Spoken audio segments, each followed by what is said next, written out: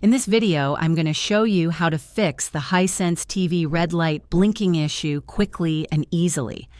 If your Hisense TV's red light is blinking and the TV is not turning on, this could be caused by several reasons, including power supply issues, a faulty remote, or internal software problems. Step 1.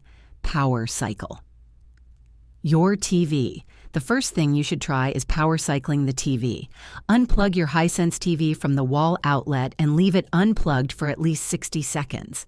After a minute, plug it back in and press the power button on the TV, not the remote, to see if it turns on. Step 2. Check the remote. Sometimes the issue can be with the remote. Remove the batteries from the remote and try turning the TV on manually using the power button on the TV itself. If it works, replace the batteries in the remote and test it again. Step 3. Inspect the power supply. A blinking red light may indicate that there's an issue with the power supply. Make sure the power cord is properly connected to both the TV and the wall outlet. If possible, try plugging the TV into a different outlet to rule out an outlet issue. Step 4. Reset the TV. If the red light continues to blink, you may need to reset the TV.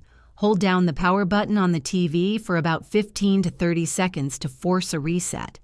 If the reset doesn't work, check the TV's user manual for specific reset instructions or contact customer support. Step 5. Software or hardware issues.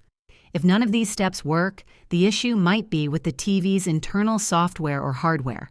It could be related to faulty components like the power board or the main board.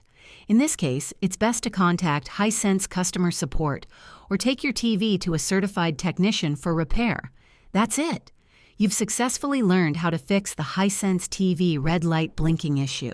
If this video helped you, please like and subscribe to the channel.